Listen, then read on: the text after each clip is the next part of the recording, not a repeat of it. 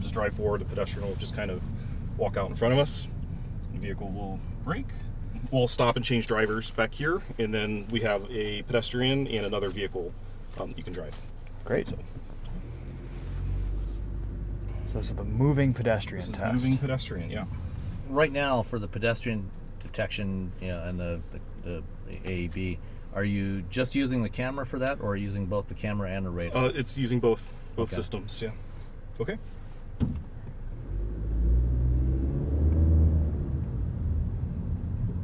A little too much.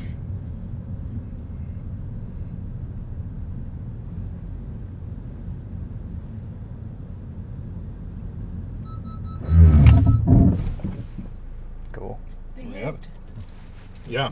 Oh no! Oh no! Fell down. Tripped over the curb. He tripped. Yeah. Made it on the Can't road. control his own Right devices. there. You didn't hit him. That's Not your pretty fault. funny. Yeah.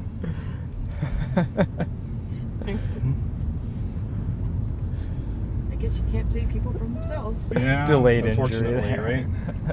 You can only develop that. So what was your speed there? It was about 23 kilometers an hour. Okay. Yeah. Really. Is that the maximum speed that you... No, it's based on the equipment for the setup. Okay. For the moving pedestrian, as I mentioned, it has to be kind of timed with the vehicle to meet the intersection. Okay. So that the equipment's set up for the start time so that it always kind of crosses around the same point. So we're going to turn left along this white line here. Okay. So we'll just position the car to the left, and then we'll drive about 30 kilometers per hour. We'll stay the left side of this line. Just And then straight we'll on into the pedestrian. Directly on into the pedestrian up here. Yeah. Okay. 30 So we'll kilometers shoot an for hour. about 30.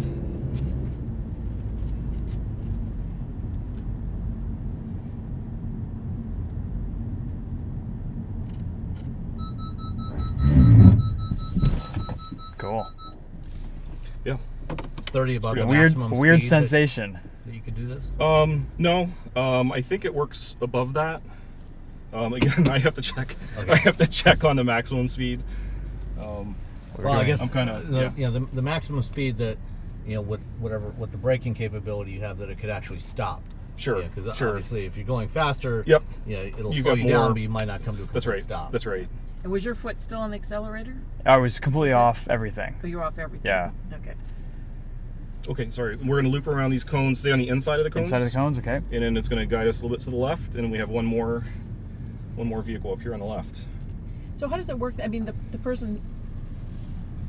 Does it work if your foot's still on the accelerator? Yep. Yeah. So it overrides. Yeah, the it'll override. Okay. accelerator. It's the same scenario with about 30 Yeah, about kilometers 30, an hour. about 30 kilometers an hour, yeah. This is the standard I think ADAC test target that we use for...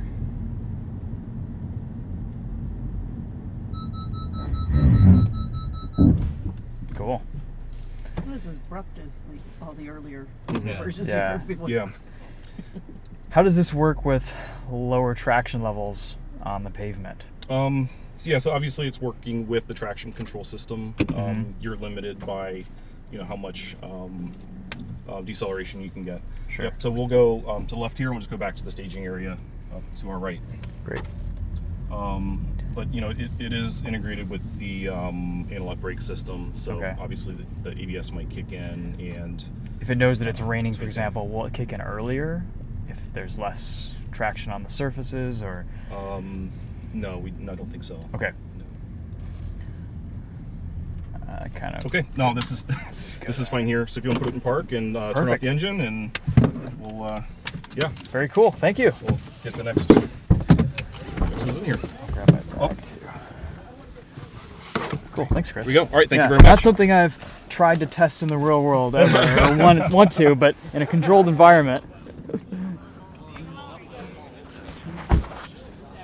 All right, there you go. Let me drive the first one, and then I'll let you drive the next.